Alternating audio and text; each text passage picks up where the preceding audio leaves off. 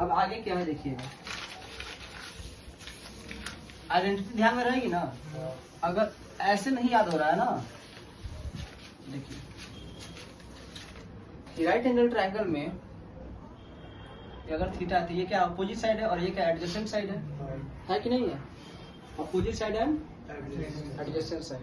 वो perpendicular and adjacent लिख रहा है, परपेंडिकुलर बाई बेस लिखना चाहिए था, ठीक है, और अपोजिट बाई एडजेसेंट लिखना चाहिए था। देखिएगा अगर हम इसको परपेंडिकुलर मान रहे हैं, ये परपेंडिकुलर, तो ये क्या होना चाहिए? बेस होना चाहिए।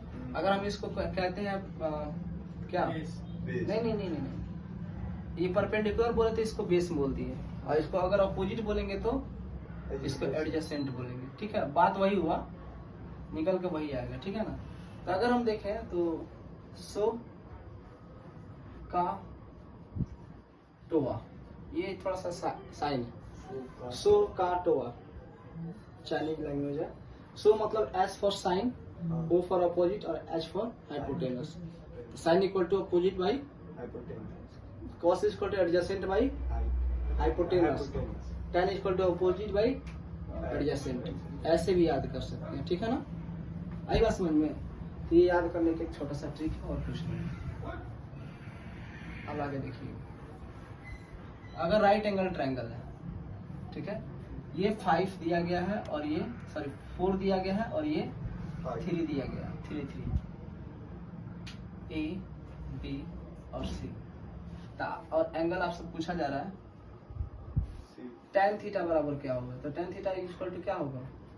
इसके जस्ट सामने वाला perpendicular P, tan theta equal to P by B होता है।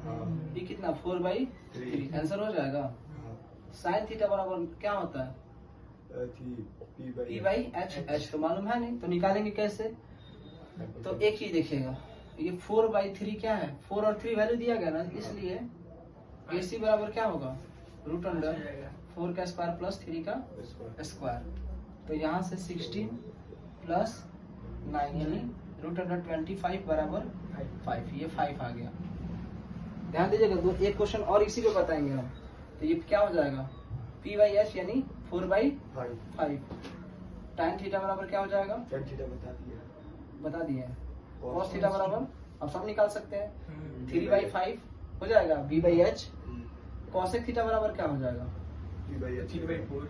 नहीं, ध्यान दीजिएगा, वहाँ पे अगर हम sin थीटा बराबर लिखे थे क्या P बाई H, तो cosec थीटा बराबर क्या हो जाएगा? इसका मल्टीप्लिकेटिव इन्वर्स में होता है H बाई P। वैसे ही cos थीटा बराबर B बाई H था, तो sec थीटा बराबर क्या हो जाएगा? H by B। और tan थीटा बराबर अगर P बाई B था, तो cot थीटा बराबर B बाई P होगा। तो cosec थीटा बराबर क्या हो जाएगा? 5/4। ऐसे ही बाकी अगर एक मालूम होगा ना तो हम सारा निकाल सकते हैं।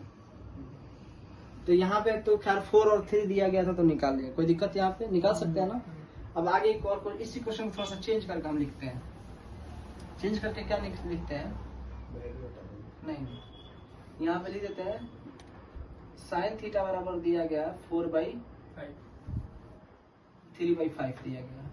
तो आपको बाकी के ट्रिग्नोमेट्रिक कौन से यानी tan, cot, cosec, sec और बाकी का 5 निकालना, 6 होता है। हाँ, एगो P हो जाएगा, एगो H हो जाएगा। तो यहाँ से ये इतना बराबर क्या होता है? sin थीटा बराबर P बाई H। तो यहाँ पे 3/5, तो P का वैल्यू कितना हो जाएगा? 3। यही गलत करेंगे आप। इक्वल टू हम क्या करेंगे? K मान लेंगे, रेशियो है ना भाई। तो P का वैल्यू 3 थोड़ी हो जाएगा, H का वैल्यू 5 थोड़ी हो जाएगा। अभी बताते कि ये P और B का वैल्यू नहीं है, रेशियो। वहां पे हम दे दिए थे 3 और 4 वैल्यू, तो 5 निकल के आया। लेकिन यहाँ पे sin थीटा बराबर P बाई H यानी 3/5। तो रेशियो अगर x मान लेंगे तो इस हिसाब से P लेट रेशियो K मान लेते हैं, ठीक है, क्योंकि x कुछ और मानते आ रहे हैं अलजेब्रा में, पॉलिनोमियल्स में, हर जगह। तो यहाँ पे K कांस्टेंट मान के चल रहे हैं, ठीक है ना। लेकिन अगर रेशियो या रेशियो कांस्टेंट K मान ले रहे हैं, तो यहाँ से P बराबर क्या हो जाएगा? 3K हो जाएगा। क्या हो जाएगा? 3K। और H बराबर कितना हो जाएगा? 5K। अब इसका मतलब समझो ना, रेशियो जो है यहाँ पे ये भी तो हो सकता है, ये 15 और ये 25 हो सकता है कि नहीं? इसकी जगह पे 18 और ये 30 हो सकता है कि नहीं हो सकता है? हाँ। क्योंकि इसका भी रेशियो क्या आएगा, 6 3 जा 18, 6 5 जा 30, 3/5 आएगा ना साइन थीटा बराबर। ये भी आ रहा है, यहाँ से भी करते हैं तो 5 3 जा 15, 5 5 जा 25, ये भी हो रहा है कि नहीं हो रहा है, यानी 3/5 ही आ रहा है ना। तो हम तो इसका वैल्यू, तो हम ए बी का वैल्यू 3 तो मान नहीं सकते हैं। अगर 3 मानेंगे तो यहाँ पे 18 क्या कर रहा है, 15 क्या कर रहा है, या 18 15 कुछ भी हो सकता है। इसका मतलब ये हुआ कि यहाँ पे 15 अगर होगा तो यहाँ पे 3 के का वैल्यू क्या हो जाएगा, 5 हो जाएगा। अगर इसके लिए बात करें तो के का वैल्यू क्या हो जाएगा, 6 हो जाएगा। समझ रहे हो आदित्य कुछ?